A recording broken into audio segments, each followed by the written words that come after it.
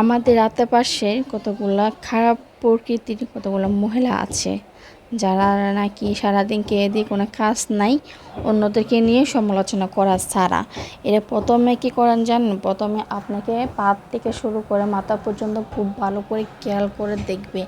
এটাই দেখবে আপনি কি পরেন না পরেন। এটা আপনি শাড়ি না পরেন না থ্রি পিস পরেন, আপনি মেকআপ পরছেন কি না, চোখে কী লাগাইছেন, কানে কী পরছেন, গলায় কী পরছেন, হাতে কী লাগাইছেন, মানে পা থেকে শুরু করে মাথা পর্যন্ত আপনি খেয়াল করে এক থেকে জেড পর্যন্ত আপনাকে আগে কী করবে দেখবে। দেখার পরে যেটা কিনা ওদের বাজেটের ভিতরে আছে এটা আপনাকে কপি করবে, আপনার মতো হওয়ার চেষ্টা করবে। যখন পারবে না, যেটা ওদের বাজেটের ভিতরে নাই, এটাকে নিয়ে ওরা সমালোচনা করবে।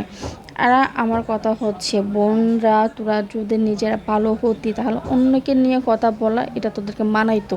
এটা তোরা তো নিজেরে পালা না, তোরা যদি পারতি তাহলে তোরা যে কী করতি এটা তোরা মনে হয় নিজেরা জানোস না। তো তোরা যেগুলো পারোস না তা বলে কি তোরা অন্যকে নিয়ে সমালোচনা করবি, অন্যকে নিয়ে কথা বলবি? তোরা চেষ্টা কর নিজের ফ্যামিলিকে নিয়ে ভালো থাকার বা নিজের স্বামী সন্তানকে ভালো রাখার। তোরা চেষ্টা কর, পারোস না তোরা চেষ্টা কর ভালো রাখার। তোর কোনো দরকার আছে যে অন্য ফ্যামিলিকে নিয়ে কথা বলা, যে ওরা কী করে না করে এটা নিয়ে কথা বলার কোনো দরকার আছে? তার মানে তোরা এটাই বুঝোস যে তোরা নিজের সংসারে সুখী না দেখে অনেকে সুখী থাকলে তোরা জ্বলে পড়ে ছাই হয়ে যাস। তো এটা করা কি খুব দরকার? এটা তো তোরার জন্যই, তোদের নিজেদের জন্য খারাপ। আমার মনে হয় এগুলো দেখে বা এটা করে তোরা নিজেরা মনে হয় ভালো থাকস না। এটা তোরা করস ঠিকই, কিন্তু পরে গিয়ে কিন্তু তোরা নিজেরা কষ্ট পাস, যারা পরে শেষ হয়ে যাস গা। তোরা চেষ্টা কর নিজের স্বামী সন্তানকে নিয়ে ভালো রাখার বা নিজের সংসার নিয়ে সুখে থাকার, এটা চেষ্টা কর। তোরা কোনো দরকার আছে যে অন্যরা কী করে না করে এটা দেখার বা ওদেরকে নিয়ে সমালোচনা করা ছাড়া কোনো দেখি কোনো কাজ নাই। কাজ তো নিজের স্বামীর নতুবা নিজের বাপের নতুবা নিজের সন্তানের, যে কোনো একজন ওদের কাজ যে তার ইনকাম করস না। তো এটা ওদের কোনো কিছু ভালো কিছু করতে পারস কিনা এই চিন্তা ভাবনা কর। তোর কোনো দরকার আছে যে অন্যকে আরোকে নিয়ে কথা বলে এই খাবারটা শুধু শুধু বদ হজম করার কোনো দরকার আছে? বল। ওরা তো অনেক কষ্ট করে কামাই করে, তো ওদের খাবারটা কি অন্যকে নিয়ে কথা বলা এটা তো তোদেরকে মানায় না। নিজেরা কষ্ট করে নিজেরা একবার খেয়ে দেখ, তখন অন্যকে নিয়ে সমালোচনা কত দূরের কথা। আগে দুটো কথা বলতে ভাববি যে না, আমি অনেক কষ্ট করে কামাই করে খাই, আমি কথা বললে তো আমার খাবারটা তাড়াতাড়ি হজম হয়ে যাবে।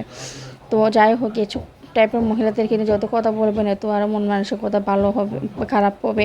তো আমি এখন চলে আসলাম হচ্ছে একটা খুবই খুবই খুবই ভালো একটা রসুন নিয়ে। এটা হচ্ছে আপনার যাদের নাকি মুখে অনেক বেশি পিম্পল, যা অনেক ভালো ভালো ব্র্যান্ডের জিনিস ইউজ করে যাতে পিম্পল যাচ্ছে না বা পিম্পল চলে গেলেও দাগ যাচ্ছে না। এটা হচ্ছে ওদের আপুদের জন্য অনেক বেশি উপকারিতা হবে। তো এটা আমি দেখাই দিচ্ছি আপনাদের কীভাবে এটা ফিটিং করতে হয়। তো আমি আপনাদেরকে কীভাবে এটা মুখে লাগাতে হয় বা কোন লাগতে হবে, এটা কোথায় পাওয়া যায়, এটা দাম কত, এটা আমি সম্পূর্ণ সব কিছু আপনাদেরকে বলে দেবো। বলার আগে দেখেন আমি কীভাবে এটা লাগাচ্ছি। আমার মুখে কিন্তু এখন কোনো ফিডার দেওয়ার নাই, এটা আমি সম্পূর্ণ ফিডার ছাড়া। তো আমার মুখে এত বেশি কোনো দাগ নেই মাশাল্লাহ। তো আমি এখানে হচ্ছে আমার মুখে 2-3টা পিম্পল হয়েছিল, আমি জাস্ট এর জন্য এটা কিনলাম। তো আমি একবার রাত্রে ইউজ করছিলাম, আমি আরেকদিন ইউজ করছি। তো এটা একবার ইউজ করলে কিন্তু আপনাদের পিম্পল মরে যাবে, মরার পরে এটা একটু একটু শুকায় চলে আসবে। তো এটা দেওয়ার সাথে সাথে কিন্তু একটু লাল হয়ে যায়, এটা টেনশনের কোনো কিছু নাই। এটা কিন্তু 2-3বার ইউজ করলে আপনার পিম্পল তো চলে যাবে, এটা দাগ সহ চলে যাবে। তো এটা পাওয়া যাবে হচ্ছে আপনারা যে কোনো ডাক্তারের ফার্মেসিতে গেলে এটা পাওয়া যাবে। তারপরে হচ্ছে আপনারটা দাম হলো আপনার, এটা দাম নেবে মনে হয় 120 টাকা। হ্যাঁ, এটা দাম নেবে 120 টাকা, এর থেকে বেশি নেবে না। তো এই যে কোনো ফার্মেসিতে গেলে এটা নাম বললে বা আপনার ছবি দেখালে এটা পেয়ে যাবেন। যাদের কিনা অনেক বেশি পিম্পল, এটা কিন্তু অনেক বেশি কার্যকর এই আপুদের জন্য।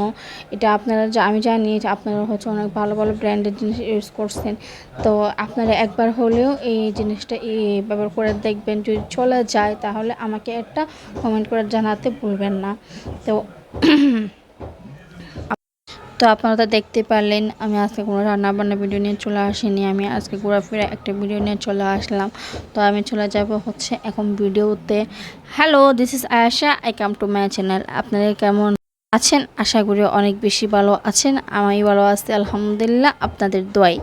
তো আমি এতক্ষণ কথা বললাম হচ্ছে সাধু ভাষাতে। আমি এতক্ষণ কথা বললাম কারণ আমার কথাগুলো যেন সবারই বুঝতে সুবিধা হয়। কারণ আমি যদি আমার ভাষায় কথা বলি তাহলে অনেকে বুঝবে, অনেকে বুঝবে না। এই জন্য আমি এতক্ষণ সাধু ভাষাতে, বইয়ের ভাষাতে কথা বললাম। তো আমি এখন চলে যাব হচ্ছে আমি আমার বাসাতে কথা বলবো, কারণ আমি আমার থেকে আমার বাসাতে কথা বলতে অনেক বেশি ভালো লাগে তাই। তো এটা আগে গিয়ে হইলে আই এখন হরাই গিয়ে ওনারা দেখি হয়ে যায় আসি সাইমনত এটা আইবার এখন হারুন আছে ইন্নানো আয়নরে জানাই দিম কেলা আসিতে ইন্নান, কিন্তু আই এটা কিছুক্ষণ রিভিশনের মধ্যে ঢোকার পরে যখন এটা গাছ বাজনা ওর যেন গানের আসর বসে, তো আই এটা কিছুক্ষণ বই আনে গান বাজনা এই পুণ্যম পোনার পরে আই এটা কিন্তু সাইডে আরও ছোটো সুইমিং পুল আসছিল। এটা কিন্তু শাপলা ফুল দিয়ে খুব সুন্দর করে তারা সাজানোর পরে আই এটা কিছুটা ছবি আর কিছুটা টিকটক করে লই। কিন্তু এত যে কোনো সুন্দর জায়গা বা কোনো পরিবেশ ভালো যদি দেখিলে এটা কিছু ছবি কিছু টিকটক আর্ট করতে খুব ভালো লাগে। তার মতো হয়তো অনেক আপুরা আসলেন দিল্লা যে ওখানে ভালো জায়গা বা অনেক ভালো পরিবেশ দেখিলে টিকটক ছবি গরম দিতে আয় তো করি আর হন করে আয় জানি। আর মনে হয় বেশিরভাগ আপুরা আর মতো আসো যে কোনো ভালো পরিবেশ বা ভালো জায়গা দেখিলে ছবি এবং টিকটক গরম দিন দিলা। তার আগে কিন্তু হইলে সুইমিং পুলত এখন তো সুইমিং নগরজম আন জাস্ট ফানি গেন সেটা শীতে এন্ডার ফানি গেন হুন্ডি ক্যাম্প পালো না হারাফ। তো আমি ওয়াটার বাইরে আত্মপূজা করে তারপর ওনার খেলে ডিনার তার সঙ্গে না ডিনার করতে সঙ্গে না হয়তো না বাইরে ওনার ডিনার করতে নয় জাস্ট ফানি গেন সেটা শীতে এটার ফানি হয়ে হুন্ডি কেন তাই ওয়াটার বাইরে হওয়া তারপর আর ফানি অনেক বেশি ভালো। এটা কিন্তু একটু ময়লা হইলেও অটোমেটিকলি চেস হয়ে যাবে আর ফানির মতো হনতর হন ময়লা নথাকে। তা আসলে ওনারা নিজেরা দেখে দিতে পারেন এটা কিন্তু হন ময়লা নেই পানির মধ্যে। পানি দেখিলে কিন্তু অনেক বেশি পরিষ্কার আর পানি দেখার পর সাথে সাথে কিন্তু মন অটোমেটিকলি ভালো হয়ে যাবে। তো এটা একসম সুইমিং করতো আজ ওই সময় মাঝেও ভিডিও করি ওনারা দেখাই দিও।